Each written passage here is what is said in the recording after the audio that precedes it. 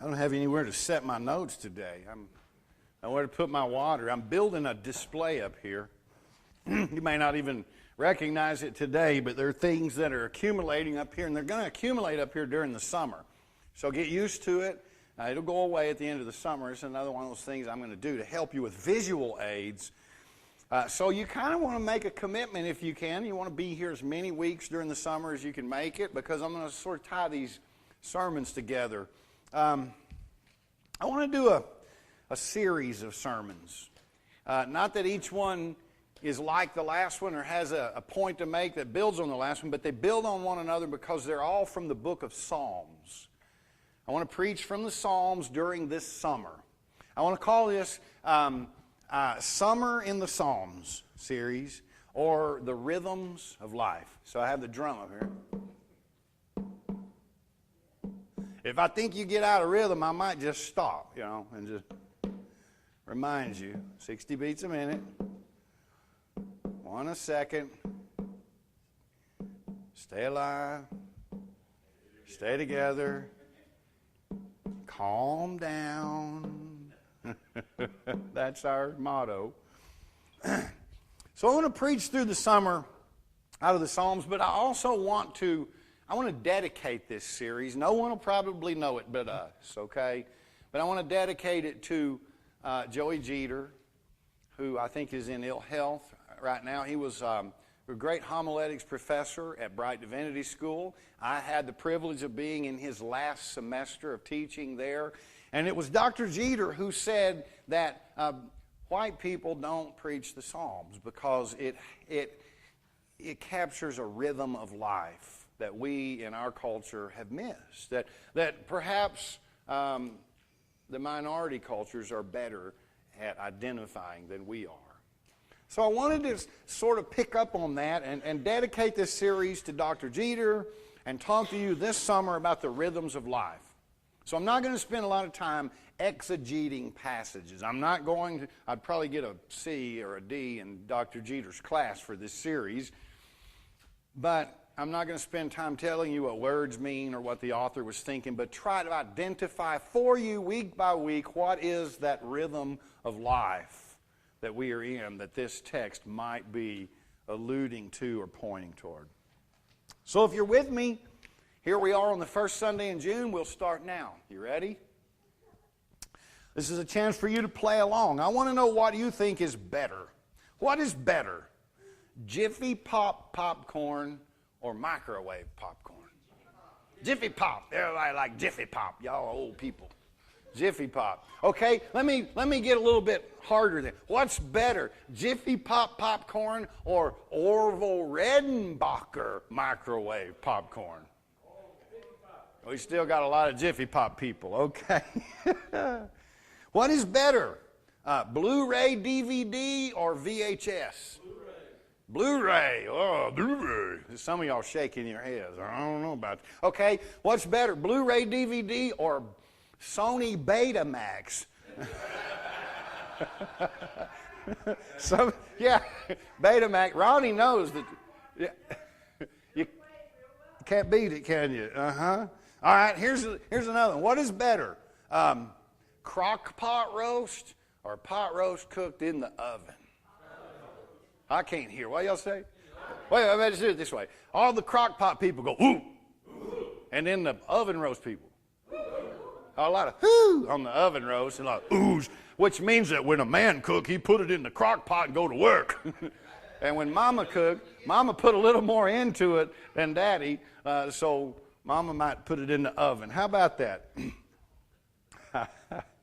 I still cook a pot roast in the oven every once in a while. I really like it. I have used a browning bag. For people who were, say, born around 1970, life would be foreign without a DVD player or a videotape player or a microwave oven.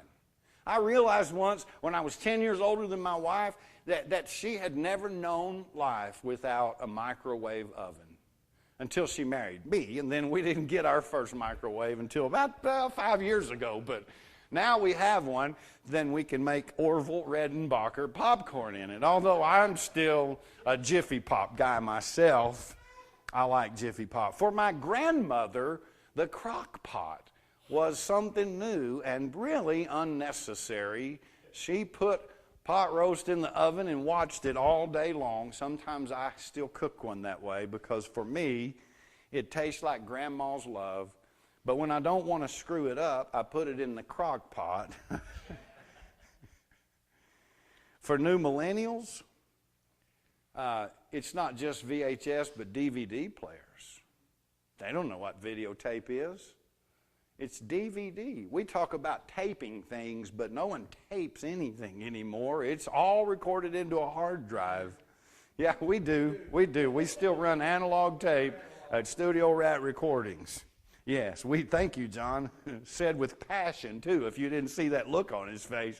He didn't say, we do. He said, we do. How about cell phones? New millennial kids don't have any idea about telephone conversation. It's cell phones. Sean stood and looked at me funny in the lobby the other day when I went on to my tirade, but I said, I liked it better when you called my house. And if I wasn't there, the phone kept ringing. And if I wasn't there, I didn't answer it. And there wasn't a voicemail that picked up after 4 rings and said, Doug's not home. Leave a message. You just didn't get an answer. And you couldn't catch me until I came back home where I could answer the phone. And then I told him this, if you called me and I was on the phone, you got a noise you might never have heard before in your life. It went bump, bump, bump. And after 2 hours of trying to call me to tell me what happened on the sitcom last week, you get irritated and say, why don't you get off the phone? I got to tell him something. That's the way it was in those days. Nowadays, you've got a cell phone, and you know I'm right. When people call you and you don't answer that phone, they say, ooh, he knows I'm calling. She's looking right at the caller ID and dissing my call. It's like... It's like technology has taught people to be rude to us and expect us to stop everything we're doing or we're being mean. If I don't take your call right now, although I might be talking to Marilyn right now, it's like, why doesn't he take my call? Why doesn't he take my call?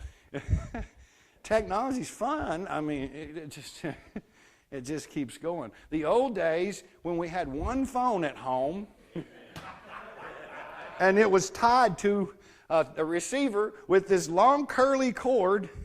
They made these in like 50 and 100 varieties that my sister used to take all the way down the hall and get tangled up in the doorways. And before long, these little curly things get curly things on them, and then they don't look right. They look like, something weird. And so, isn't that something? Cell phone technology. There was a day when you had one mailbox, too. There was a day when if you wanted to write a letter to my wife and flirt with her, you had to send it to my mailbox and take a chance on me opening that letter. Are you with me? That's not the way it is anymore. The challenge, I'm not saying it's good or bad. I'm telling you that there's a rhythm to this. And part of that rhythm is that there are challenges to new marriages today that your folks didn't face. Because nowadays, everybody has a mailbox. And everybody's mailbox has a password. And your password keeps people out that don't know the password. And sometimes husbands and wives don't tell each other the passwords. And it starts off totally benign, like I'm not up to anything. But passwords and matrimony don't fit together in the same subset of things. Because marriage is based on trust, and passwords are based on the idea that you can't trust anybody. And so it is that marriages face this temptation of being behind the closed door in the dark room where no one knows what's going on, and the nicest of people, the most devoted of people, Well, we have this whole cultural thing going. It's sexting and chexting. Do you know the difference? Sexting is when your kids send naked pictures of themselves to somebody else. They're doing that. You know that, right? And chexting is when spouses cheat on each other, and it starts with simple little text, and then it becomes, well, this person really knows me. Yeah, right. 4 texts later, wow, no one ever knew that about me before. How does this person know me? You say, oh, it was better. 1 mailbox. Here, I'll just keep coming back to this when the sermon gets dry. Boing, boing, big long curly cord.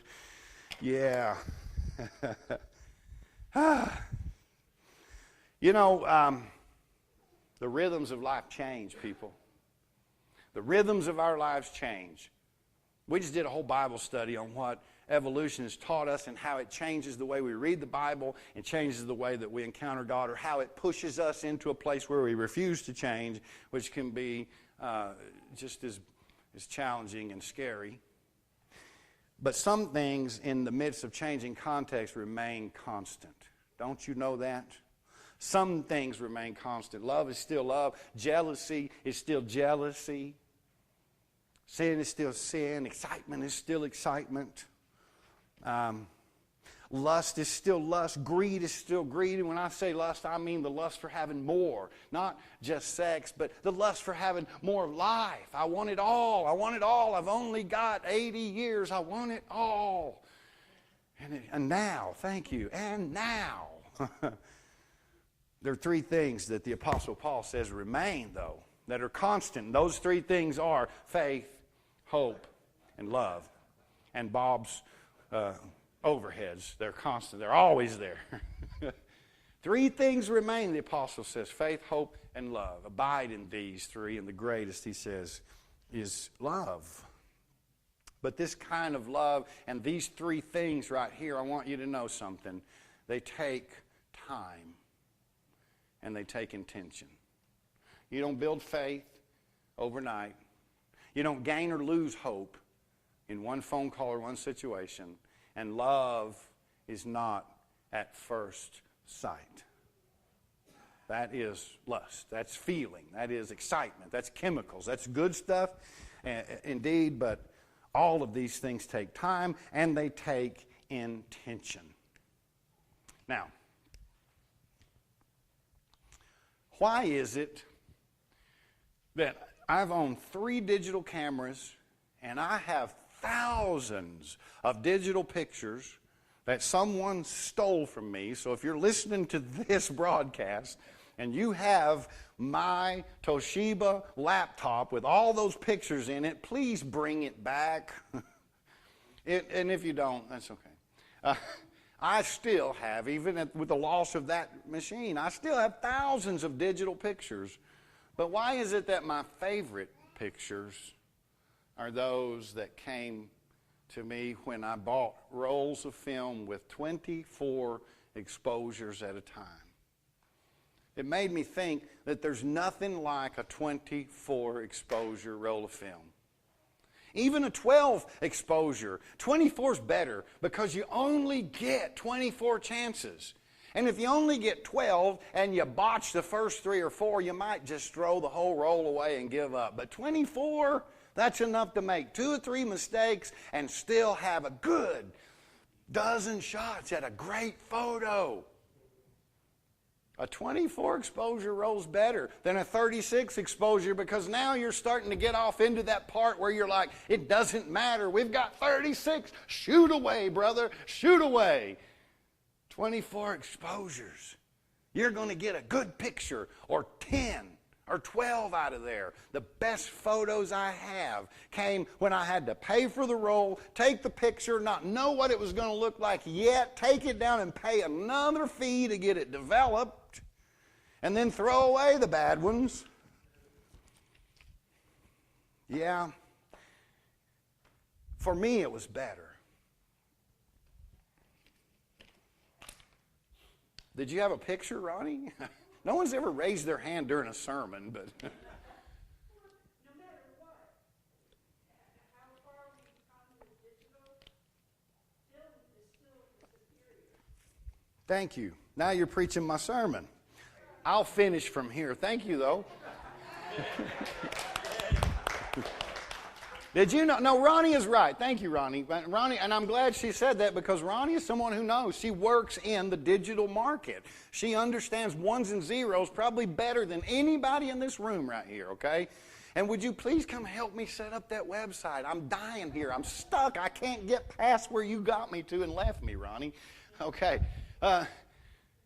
You know that when they make movies on digital recordings, which is not even tape anymore, it's hard drive, that they go back and they insert little grainy, fuzzy things because your eye got so used to that going to the movies?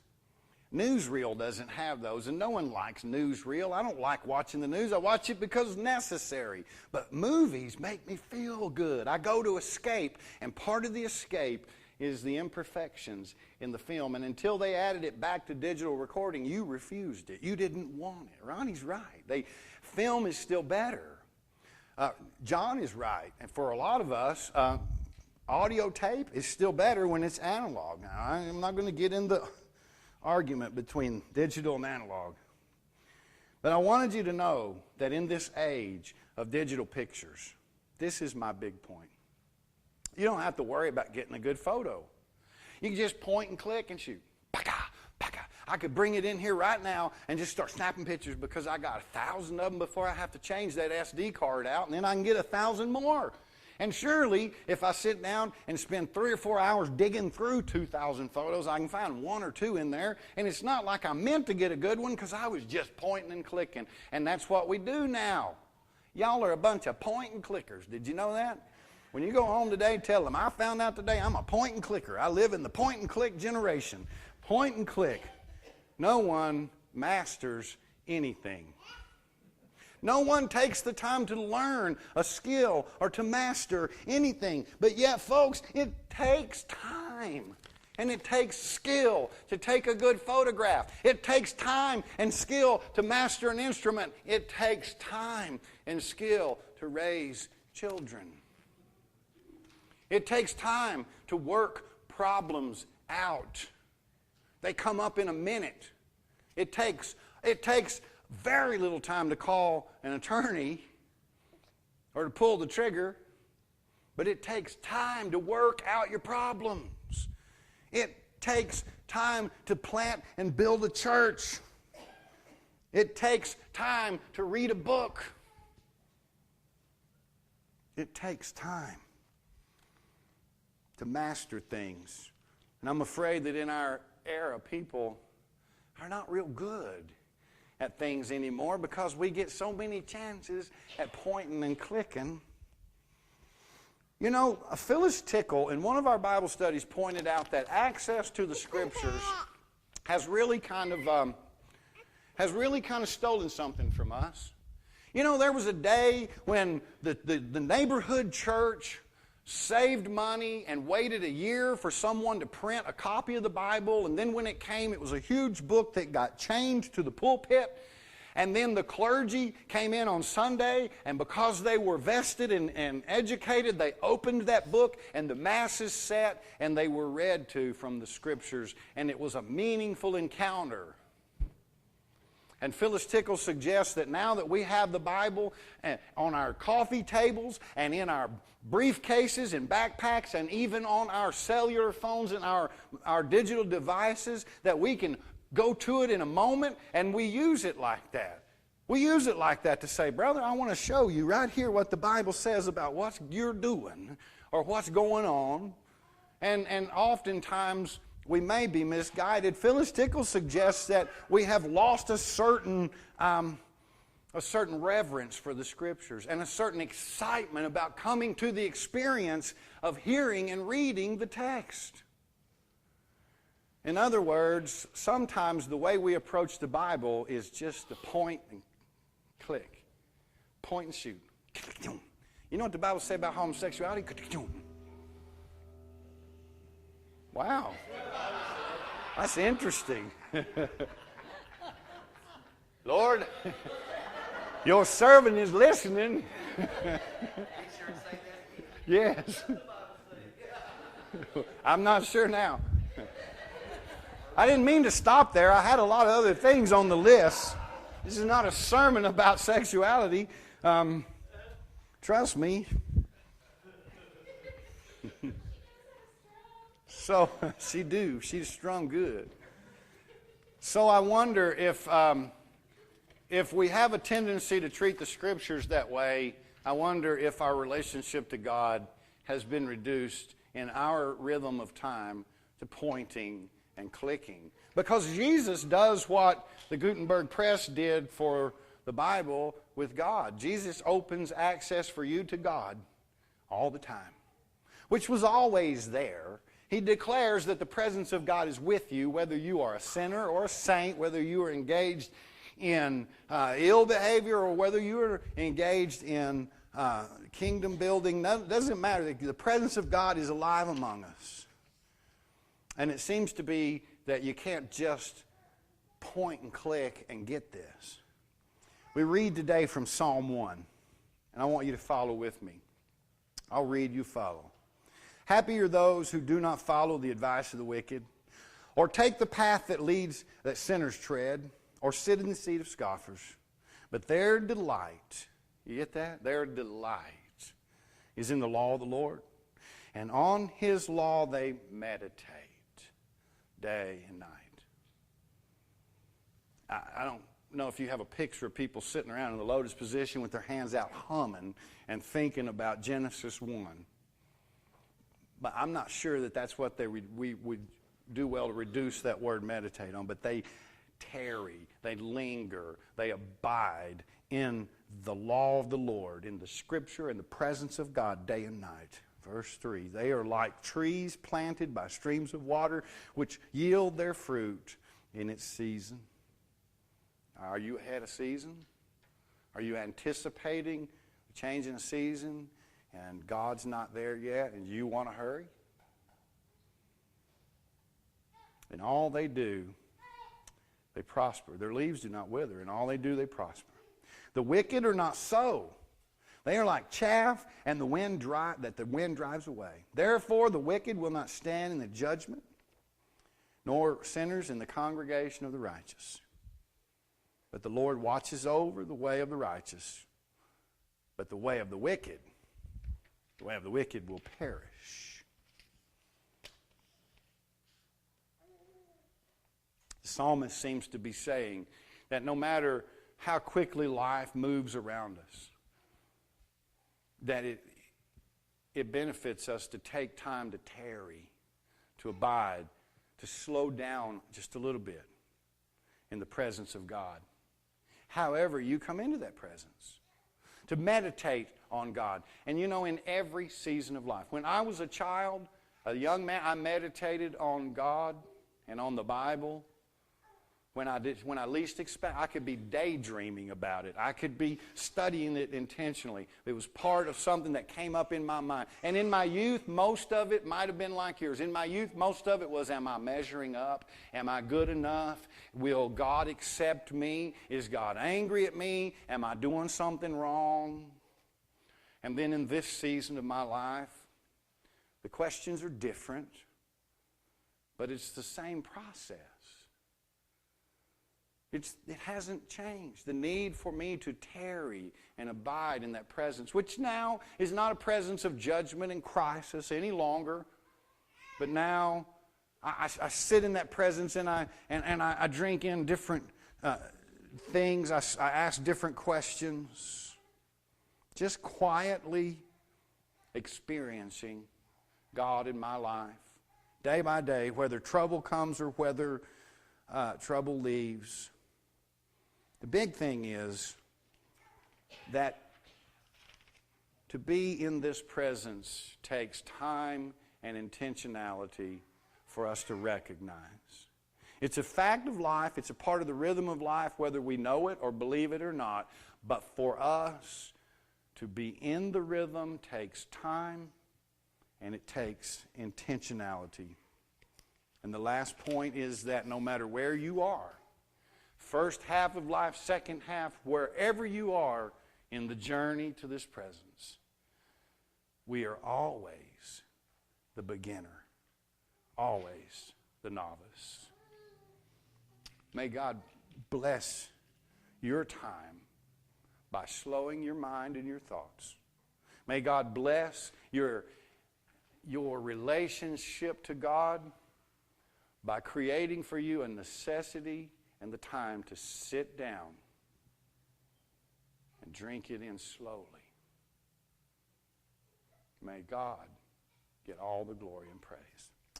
Will you pray with me?